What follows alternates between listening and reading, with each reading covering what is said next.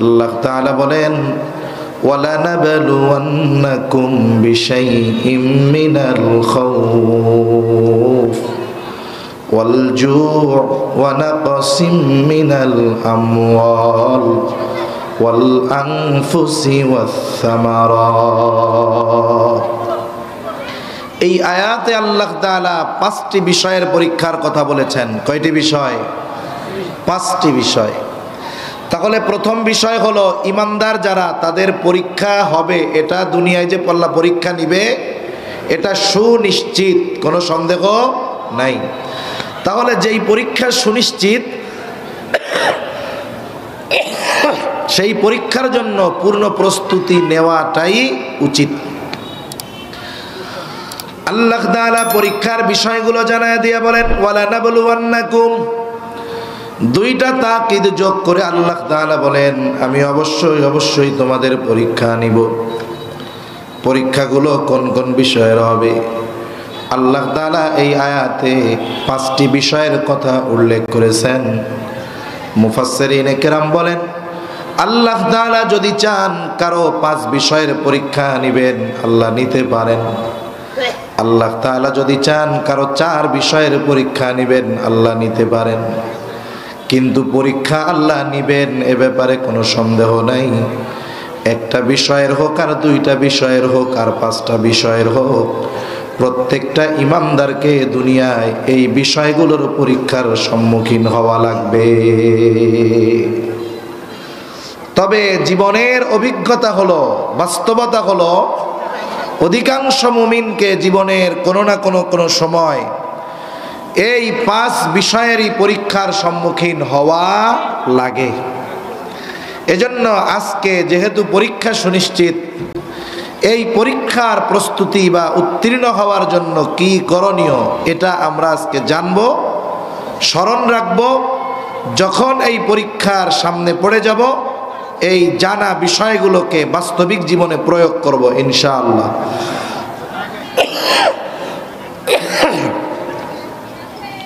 সুস্থতা কত বড় নেয়ামত, এটা অসুস্থ না হইলে বোঝা যায় না।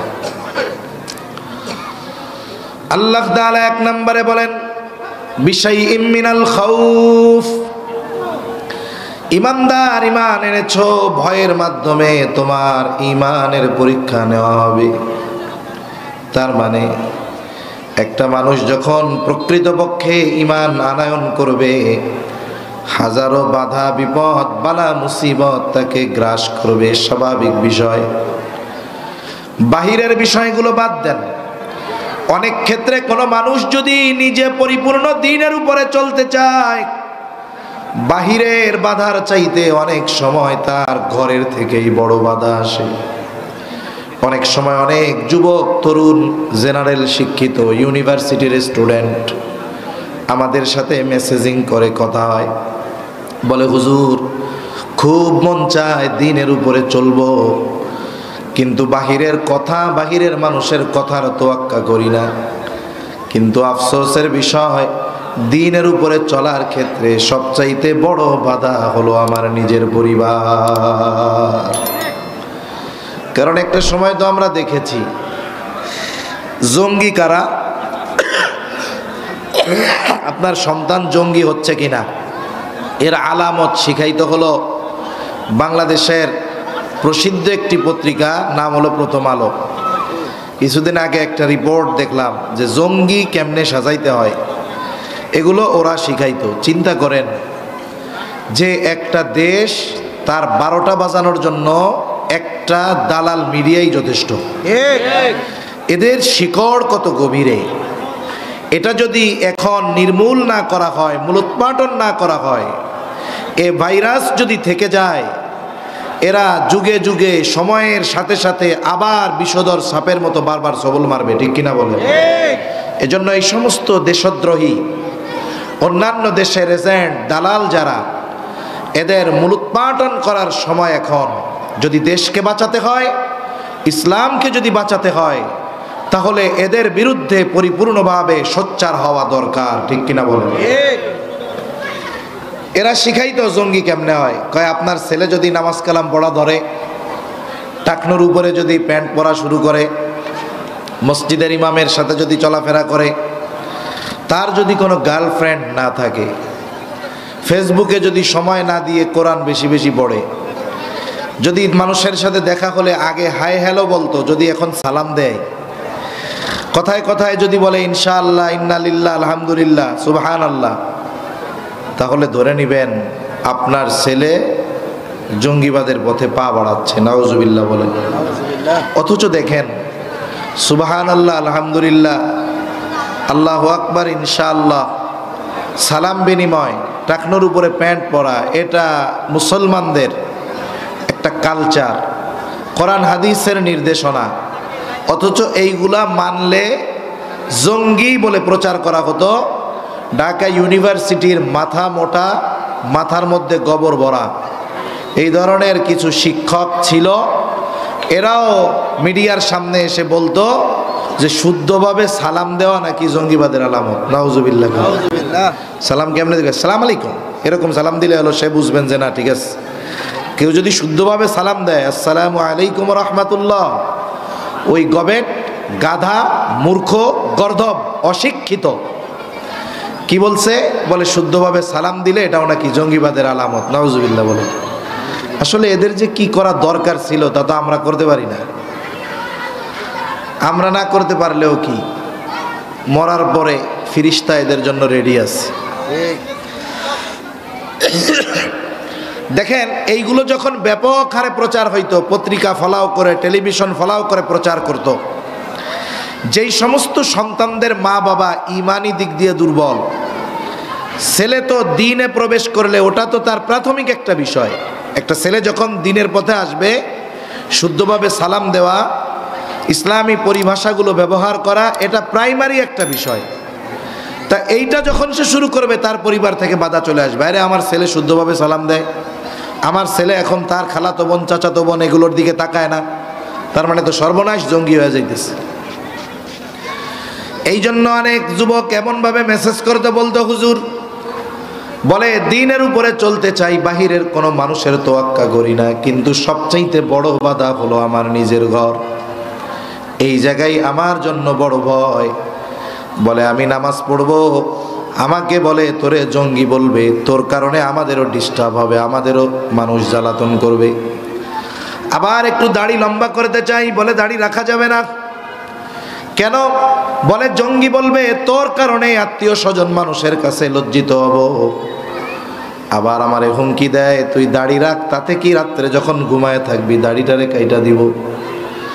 তাহলে দেখেন একটা মানুষ যদি দ্বীনের উপরে চলতে চায়, তার জন্য ভয়ঙ্কর জায়গা অনেক সময় নিজের ঘরটাও হয়ে যেতে পারে। যেখানে পরিপূর্ণ দ্বীন মেনে চললে ঘরের মানুষ শত্রু হয়ে যেতে পারে, আর ওইখানে যদি একজন ইমানদার পরিপূর্ণ দ্বীনের উপরে চলতে চায়, বাহিরের হাজারো বাধা, কথা, বিপদ আপদ, বালা মুসিবত আসতে পারে কি পারে না? এ বিষয়ের প্রস্তুতি আমাদের থাকতে হবে যে ইমানের উপরে চললে আমাদের বাধা বিপত্তি আসবে, বিভিন্ন দিক দিয়ে ভয় ভীতি আসবে। তবে যদি নিজের অবস্থানের উপরে অটল অবিচল থাকা যায়, ইনশাআল্লাহ চূড়ান্ত বিজয় ইমানদারদেরই হবে। ঠিক কিনা বলেন? এর অনেক উপমা আমরা সম্প্রতি সময় দেখতেছি। নিয়ারেস্ট সময়, একেবারে নিকটবর্তী সময় কি দেখলাম? আমাদের দেশের তরুণ যুবক যারা, আমরা মনে করতাম যে internet, social media, Facebook, free fire এগুলো আমাদের তরুণ সমাজ, যুব সমাজকে মনে হয় শেষই করে দিয়েছে। কিন্তু অনেক সময় হয় ধ্বংসস্তূপের নিচ থেকেও অনেক সময় ফুলের গাছ উঠে, ফুল ফুটে। আমরা মনে করতেছিলাম আমাদের তরুণ যুবকেরা শেষ, কিন্তু আমরা কি দেখলাম? যে এরা হকের পক্ষে, জালেমের বিপক্ষে। এরা শুধু রাত জেগে মোবাইল টিপে এমনটা নয়, বরং প্রয়োজনে যদি দেশের জন্য, ইসলামের জন্য জালেমের বুলেটের সামনে দাঁড়াতে হয়, এই তরুণ যুবকেরা এগুলোর তোয়াক্কা করে না। ঠিক কিনা বলে? এই যে ভয়কে তারা জয় করতে পেরেছে, যার কারণে কি হয়েছে? অস্ত্রবিহীন এই মানুষগুলোর হাতে অস্ত্র নাই, বোমা নাই, কেউ নাই সাথে, কিন্তু নিজেদের অবস্থার উপরে অটল অবিচল থাকার কারণে একটা সময় জয়ের মালা তারা পরিধান করেছে, ঠিক কিনা বলেন? এখন বলেন তো, মানুষ যদি জাগতিক সফলতা অর্জনের জন্য দৃঢ়তার উপরে থাকতে পারে, ভয়কে জয় করে দাঁড়িয়ে থাকতে পারে, আল্লাহ তাআলা জাগতিক সফলতাও তাদের দেন। আর কোনো ব্যক্তি যদি ঈমানের জন্য, দ্বীনের জন্য অটল অবিচল থাকে, বলেন তো আল্লাহ তাদের বিজয় দিবেন কি দিবেন না? আফগানিস্তানের মুজাহিদেরা করে নাই। আমেরিকা এবং তার সম্মিলিত জোট ন্যাটো শক্তি প্রায় 2 যুগ ধরে আক্রমণ চালিয়ে গেছে, ধ্বংসস্তূপে পরিণত করে ফেলেছে। ওই মানুষগুলো তাদের ভয়ে মাথা নোয়ায় নাই। একটা সময় আল্লাহ তাআলা তাদেরকে এমন বিজয় দান করেছে, আমেরিকা এবং তার জোট শক্তি রাতের আধারে পালিয়ে যেতে বাধ্য হয়েছে। সিরিয়ার উপরে জুলুম অত্যাচার, আল্লাহর বান্দারা নিজেদের অবস্থানের উপরে অটল। তারা রাশিয়ান বোমাকে ভয় করে নাই, জুলুম অত্যাচারের তোয়াক্কা করে নাই, অবস্থার উপরে অটল অবিচল। একটা সময় কি হলো, আল্লাহ রাব্বুল আলামিন তাদের মাধ্যমে দামেস্ক সিরিয়াকে বিজয় করলেন, আর জালেম আসাদ আল বাশার ও তার সাঙ্গপাঙ্গ নিয়ে পালিয়ে যেতে বাধ্য হলো। তাহলে বোঝা যায়, যুগে যুগে যারা এই দ্বীনের উপরে থেকেছে, ঈমানের উপরে অটল অবিচল ছিল, তাদেরকে বিভিন্ন ধরনের ভয় ভীতি দেওয়ার মাধ্যমে পরীক্ষা নেওয়া হয়েছে। কিন্তু যেই মানুষগুলো অবস্থার উপরে অটল, একটা সময় আল্লাহ তাদেরকেই বিজয় দান করেছে। এজন্য ভয় ভীতি এই জামানায়ও আসতে পারে, এই জামানায়ও ঈমানের উপরে চলার কারণে বাধা আসতে পারে। কিন্তু আল্লাহ তাআলা দেখতে চান যে বান্দা এই ভয় ভীতির কারণে তার ঈমানকে ত্যাগ করে কিনা, ভয় ভীতির কারণে আমি আল্লাহকে ভুলে যাই কিনা। আল্লাহ তাআলা মূলত এটা দেখতে চান। এজন্য যখন কোনো ভয় ভীতি আসে, ঈমানের উপরে থাকার কারণে, দ্বীনের উপরে চলার কারণে বুঝতে হবে আমার পরীক্ষা চলতেছে। আমি যদি এখন অটল অবিচল থাকতে পারি, অচিরেই এই সফলতার মালা আমার আপনার গলায় আল্লাহ তাআলা পরিধান করাইয়া দিবেন। এ ঘটনা বলতে গেলে অনেক ঘটনা বলা যাবে। সাহাবায়ে কেরাম জীবনের সর্বস্ব ত্যাগ করেছেন ঈমানের জন্য। সাহাবায়ে কেরাম হাজারো প্ররোচনা, লোভ, ভয় ভীতি দেওয়ার পরেও ঈমানের উপরে অটল অবিচল থেকেছেন। এর কারণে একটা সময় কি হয়েছে, যে চূড়ান্ত বিজয় আল্লাহ তাআলা তাদেরকে দিয়েছেন। যেমন এক সাহাবী আব্দুল্লাহ ইবনে হুযাফা রাদিয়াল্লাহু তাআলা আনহু, রোমদের সাথে মুসলমানদের যুদ্ধ,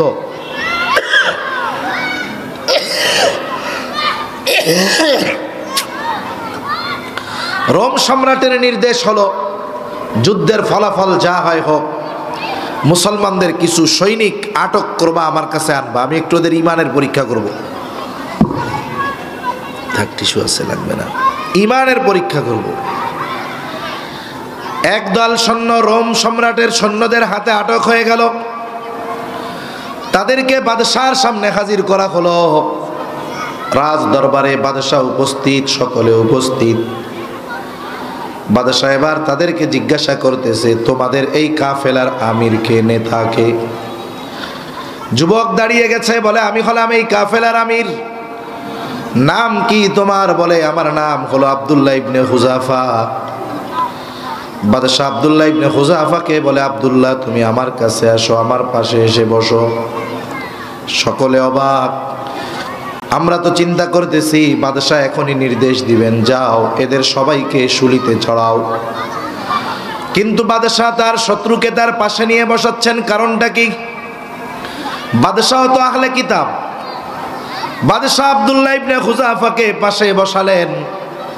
আব্দুল্লাহ ইবনে হুযাফাকে বলে, আব্দুল্লাহ আমি শত্রুর সাথে এমন আচরণ কখনো করি না, কিন্তু তুমি তরুণ যুবক, তোমাকে দেখবার পর তোমার প্রতি আমার একটা মায়া, মোহাব্বত, ভালোবাসা পয়দা হয়ে গেছে। আমি চাই তোমার সাথে আমার এই সম্পর্ক ভালোবাসাটা দীর্ঘায়িত হোক, কিন্তু তোমার আর আমার মাঝে তো বাধা, কারণ তুমি মুসলমান, আমি খ্রিস্টান। ও আব্দুল্লাহ, তুমি যদি আমার কয়েকটা প্রস্তাব মেনে নাও, তুমিও বেঁচে থাকবে, আবার জাগতিক স্বাচ্ছন্দ্য সুখ লাভ করতে পারবা। বলে, আব্দুল্লাহ, 1 নাম্বার, তোমাকে ইসলাম ধর্ম ছেড়ে খ্রিস্টান ধর্ম গ্রহণ করতে হবে। 2 নাম্বার, এই কারণে আমি তোমাকে মুক্ত করে দিব। শুধু তাই না, তোমার সাথী যারা আছে তাদেরকেও মুক্ত করে দেওয়া হবে। সাথে সাথে শুনে নাও, তুমি চিন্তা করতেছ তুমি যদি ইসলাম ধর্ম ত্যাগ করো তাহলে আর তুমি তোমার আত্মীয় স্বজনের কাছে ফিরে যেতে পারবা না। টেনশনের কোনো কারণ নাই। আমার ঘরে একজন সুন্দরী ষোড়শী যুবতী কন্যা আছে, আমি তার সাথে তোমার বিবাহ দিয়ে দিব। বিবাহের দিন আমার গোটা সাম্রাজ্যের অর্ধেক আমি তোমার নামে লিখে দিব। আমার মৃত্যুর পর ওসিয়ত থাকবে, আমার মৃত্যুর পর বাকি অর্ধেকের মালিকও তুমি হয়ে যাইবা। আব্দুল্লাহ, তুমি যদি আমার শর্ত মেনে নাও, বেঁচেও থাকবা, এগুলো পেয়ে যাবা। আব্দুল্লাহ ইবনে হুযাফাকে দুনিয়ার প্রস্তাব দেওয়া হচ্ছে, বিনিময়ে চাওয়া হচ্ছে তার ঈমান। আর সাহাবায়ে কেরামের কাছে সমগ্র দুনিয়ার সমস্ত কিছুর চাইতে ঈমানটা বেশি মহব্বতের এবং প্রিয় ছিল। এজন্য আল্লাহ তাআলার কাছে আমাদের দোয়া করা দরকার, আল্লাহুম্মা হাব্বিব ইলাইনাল ঈমান। আল্লাহ, আপনি আমাদের কাছে, আমাদের নিকটে ঈমানকে প্রিয় বানায় দেন। আমাদের কাছে যেন আমাদের ঈমানটা সবচেয়ে প্রিয় হয়। ঈমানের জন্য যেন আমি সব কিছু ত্যাগ করতে পারি। ঈমানের প্রতি এমন মুহাব্বত আমার অন্তরে আপনি দিয়া দেন। এই দোয়া আল্লাহ তাআলার কাছে করা দরকার।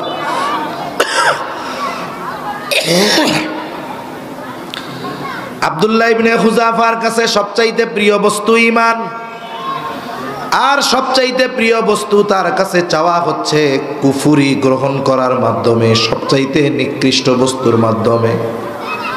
আব্দুল্লাহ ইবনে হুযাফা রাগে ক্ষোভে শরীরের লোমকূপ দিয়ে ঘাম বের হওয়া শুরু হয়ে গেছে। বসা ছিলেন, তিনি দাঁড়িয়ে গেলেন। বাদশার দিকে ফিরে ঈমানি আওয়াজে আব্দুল্লাহ ইবনে হুযাফা বলতেছে, এই রমের কুকুর, তুই কি দুনিয়ার বিনিময়ে আমার ঈমান কিনতে চাস? তুই শুনে রাখ, এ তো তোর সামান্য রোম সাম্রাজ্য। তুই যদি আমাকে তামাম দুনিয়ার বাদশাহ বানায় দেস, আমি আমার ঈমান তোর কাছে বিক্রয় করব না। আসলে রোম সম্রাট এমন একটা অবস্থার মুখোমুখি হবে এটা সে কল্পনাও করে নাই। সে থান্ডার্ড হয়ে গেছে, কিং কর্তব্য বিমূঢ় হয়ে গেছে, চুপ হয়ে গেছে, ভাষা হারিয়ে ফেলেছে। অনেক সময় হয় না, মানুষের সামনে এমন কিছু ঘটে গেছে যে যেটা সে কল্পনাও করে নাই। এই ধরনের ঘটনা অনেক সময় ঘটলে ওই সময় কিছু মুহূর্ত এমন হয় যে সে কথা বলবে কি, সে কেমন যেন ভাষাই হারিয়ে ফেলে। রোম সম্রাট ভাষা হারায় ফেলছে, যে আমার দিকে চোখ তুলে তাকানোর সাহস কেউ করে না, সেই আমাকে কেমন হুমকি দিল, আবার কইল রোমের কুকুর। বাদশাহ কি জবাব দিবে, ভাষা হারায় ফেলছে। গোটা দরবার পিনপতন নীরব। বাদশার আগে ক্ষোভে অন্দরমহলে চলে গেছে। কিছুক্ষণ পরে আদেশ পাঠিয়েছে, কত বড় সাহস, আমার মুখের উপরে এমন কথা বলে, যাও ওর ঈমানের পাওয়ার দেখে ছাড়বো, জেলখানার মধ্যে আটকায় দাও। খাবারও দিবা না, পানিও দিবা না, জেলখানার মধ্যে আটকায় দেওয়া হলো। খাবারও দেওয়া হয় না, পানিও দেওয়া হয় না। ডাক্তারকে নির্দেশ দিয়েছে, ডাক্তার খোঁজ খবর রাখবা, যখন দেখবা অবস্থা করুন, খানা পিনা না দিলে মারা যাওয়ার মতো অবস্থা, তখন আমারে জানাবা। 1 সপ্তাহ হয়ে গেছে আব্দুল্লাহ ইবনে হুযাফা, খাবারও দেওয়া হয় নাই, পানিও দেওয়া হয় নাই। 1 সপ্তাহ পর আব্দুল্লাহ ইবনে হুযাফা প্রচন্ড ক্লান্ত, শুয়ে আছে, বোঝা যায় না বেঁচে আছে নাকি মারা গেছে।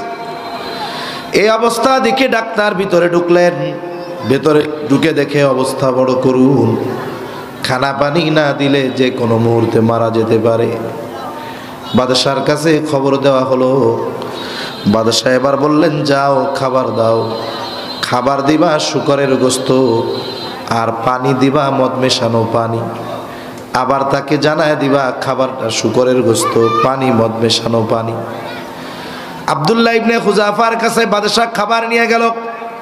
প্রচন্ড দুর্বল আব্দুল্লাহ, কথা বলার মতো শক্তি নাই, কারণ এক দুই বেলা আমরা যদি না খাই পরের বেলায় আর নড়াচড়া নাই। এক সপ্তাহ খাবারও নাই, পানিও নাই। কতটা তৃষ্ণার্ত, কতটা ক্ষুধার্ত এর দ্বারা এটাই বোঝা যায়। কথা বলতেছে, আওয়াজ জবান দিয়ে বের হয় না। বাদশাহ বলে, আব্দুল্লাহ তোমার অবস্থা কিন্তু ভালো না। তুমি যদি এখন খানা পানি না গ্রহণ করো, যে কোনো মুহূর্তে বড় বিপদ হয়ে যেতে পারে। আব্দুল্লাহ খানা দানা তৈয়ার। অনেক সময় দেখবেন ক্ষুধার্ত পেট, খাবার দেখার পরে ক্ষুধার তীব্রতা আরো বাইরে যায়। রোজার মাসে সারাদিন রোজা রাখছে, কোনো অসুবিধা নেই। 10 মিনিট আগে যখন ইফতারের সামনে বসা হয়, মনে হয় এই 10 মিনিট কেমন জানি 1 ঘন্টার সমান। খেলা হয় না কেন? মনে হয় কেমন যেন 1000 সেকেন্ডে 1 মিনিট হইতেছে। তার মানে সারাটা দিন সামনে খাবার ছিল না, চাহিদাও ছিল না। কিন্তু যখন ক্ষুধার্ত পেট খাবারের সামনে, এবার খাবারের প্রতি আকর্ষণ বাড়ে। আব্দুল্লাহ ইবনে হুযাফা ক্ষুধার্ত, সামনে খাবার, খাবার পানির চাহিদাও তার মধ্যে আছে। ইতিমধ্যে ডাক্তার বলে, আব্দুল্লাহ খানা পানি না খাইলে বিপদ, কিন্তু শুইনা নাও, খাবার হলো শুকরের গোশত আর মদ মেশানো পানি। খাবার গ্রহণ করবে এই মুহূর্তে শুনছে এটা, কারণ বাদশাহ আহলে কিতাব, সে জানে যে হারাম খাবারেও একটা প্রভাব আছে। হারাম খাবারের দ্বারা ইমানি দুর্বলতা আসে, ইবাদতের মজা চলে যায়, চেহারার নূর নষ্ট হয়ে যায়। চাইছে যে খাবার খাওয়ানোর মাধ্যমে ইমানি দুর্বলতা আনা যায় কিনা। খাবার না দিয়ে দৈহিক দুর্বল বানায় ফেলছে, হারাম খাওয়ায়া ইমানি দুর্বল বানাবে। কিন্তু আব্দুল্লাহ ইবনে হুযাফার ইমান তো আমাদের মতো না। ইমানের একটা পাওয়ার আছে, শক্তি আছে। যখন কর্ণকুহরে আওয়াজ গেছে খাবার শুকরের গোশত আর মদ মেশানো পানি, দৈহিক শক্তি নাই কিন্তু ইমানি শক্তি তো আছে। ইমানি বলে বলিয়ান হয়ে আব্দুল্লাহ ইবনে হুযাফা ধমক দিয়ে বলতেছে, এগুলো সামনে থেকে সরায় ফেল, নাইলে লাথি মেরে ফেলায় দিমু। আমার জীবন চলে যায় যাক, তবুও আমি হারাম খাবার আমার ঠোঁটের সাথে স্পর্শ করব না। ডাক্তার এক ধমকে চলে গেছে বাদশার কাছে, গিয়া বলে, অবস্থা তো এই, এখনো তার তেজ কমে নাই। বাদশাহ বলে, কমাইতেছি, কেমনে কমানো যায়? বাদশাহ এবার নির্দেশ দিলেন, বড় এক পাত্রের মধ্যে তেল গরম করো। খাজার ডেক দেখেন নাই? কিছু ডেক আছে, ওর মধ্যে মই দিয়া নাই মাখে ছড়ি উঠানো লাগে, এরকম ডেক আছে, বড় বড় ডেক। বলে, বড় পাতিলের মধ্যে তেল গরম করো। বাদশার নির্দেশে তেল গরম করা হলো। ফুটন্ত তেল, টকবক করতেছে তেল। আদেশ করলেন, আব্দুল্লাহ ইবনে হুযাফাকে হাজির করো। এতটা দুর্বল আব্দুল্লাহ, একা পথ চলতে পারে না, দুজনের কাঁধে ভর করে বাদশার সামনে আব্দুল্লাহ ইবনে হুযাফা হাজির। ফুটন্ত তেল দেখায় বলে, আব্দুল্লাহ এখনো সময় আছে, আমার কথা মেনে নাও। যদি মানো তাহলে যেই প্রতিশ্রুতি তোমাকে দেওয়া হয়েছে সব পূরণ করা হবে। আর যদি আমার কথা মেনে না নাও আব্দুল্লাহ, তাহলে তোমাকে ওই ফুটন্ত তেলের মাঝে ফেলে দেওয়া হবে। ইমানের একটা অবস্থা আছে, একটা স্টেজ আছে, স্টেপ আছে। যখন পরীক্ষা কঠিন হয়, কঠিন হয়, কঠিন হয়, হইতে হইতে ওই স্টেপ বা স্টেজ যখন সে অতিক্রম করতে পারে, এরপরে পরীক্ষা যত কঠোর হয়, ইমানি শক্তি তত বাড়তে থাকে। তখন ও আর মরার তোয়াক্কা করে না। তখন ওর জন্য কেমন মৃত্যুই কামনা হয়, যে শাহাদাতের মৃত্যু দরকার। আব্দুল্লাহ ইবনে হুযাফা ক্ষীণ কণ্ঠে বলে, বাদশাহ আমি জীবন দিতে তৈয়ার, তবু ঈমান ছাড়ব না। আব্দুল্লাহ ইবনে হুযাফার এই জবাব শুনে বাদশাহ আদেশ দাও, যাও জেলখানা থেকে একজন মুসলমান কয়েদি ধরে আনো। একজন যুবক, টকবকে যুবক কয়েদি ধরে আনা হলো। বাদশাহ নির্দেশ দিছে, যাও ওরে তেলের মধ্যে ফালায়া দাও। বাদশাহর আদেশে যখন ওই যুবকটাকে ফুটন্ত তেলের মধ্যে ফেলে দেওয়া হয়, সাথে সাথে কিমা ভাজার মতো হয়ে গেছে। শরীরের হাড্ডিগুলো মাংস থেকে আলাদা হয়ে গেছে। মুহূর্তের মধ্যে শাহাদাতের অমীয় সুধা পান করছে যুবক। এবার দেখেন, গত বৈষম্য বিরোধী আন্দোলনে অনেক ছাত্রর সাক্ষাৎকার দেখলাম, বলছে আমার পাশে একজনের বুলেট লাগছে, রক্ত বের হচ্ছে, মৃত্যু যন্ত্রণায় কাতরাচ্ছে। বলে আপনার কি তখন ভয় লাগে নাই? বলে না, বরং ওকে দেখার পর আমার যত ভয় ছিল মুহূর্তের মধ্যে দূর হয়ে গেছে। ওর ওই দৃশ্য দেখে আমি আরো জীবন দেওয়ার জন্য উদ্বুদ্ধ হয়ে গেছি। আব্দুল্লাহ ইবনে হুযাফা এই দৃশ্য দেখছে। বাদশাহ বলে এই পরিণতি তোমারও হবে। আব্দুল্লাহ ইবনে হুযাফা বলে বাদশাহ জীবন দিতে প্রস্তুত, তবু ঈমান দিব না। বাদশাহ এবার বলে যাও ওরেও তেলের মধ্যে নিয়ে ফালায় দাও।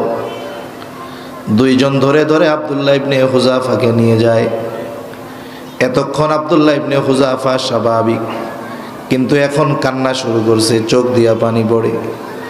ওই দুইটা মনে করছে আব্দুল্লাহ ইবনে হুযাফা হয়তো মরার ভয়ে কান্না করে। বাদশাহর কাছে বলে বাদশাহ কান্না করতেছে, মনে হয় মরার ভয় হচ্ছে, জীবনের জন্য হয়তো মায়া লাগতেছে, এই জন্য মনে হয় কান্না করতেছে। বাদশাহ বলে আব্দুল্লাহ কান্না করো কেন? মরার ভয় হয়? পরিবার পরিজনের কথা তোমার মনে পড়ে নাকি? আব্দুল্লাহ ইবনে হুযাফা বলে না, ইমানদার কখনো মৃত্যুর ভয়ে কান্না করে না। আর এই মৃত্যু যদি নিশ্চিত শাহাদাতের মৃত্যু হয়, এর চাইতে সৌভাগ্যের আর কি বা হতে পারে?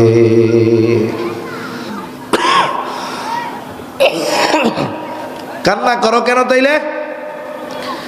বলে কান্না করি কারণ হলো আমার আল্লাহ আমাকে একটা জীবন দিছে। কয়টা জীবন? এক জীবন আমি একবার আল্লাহর জন্য কোরবান করতে পারবো।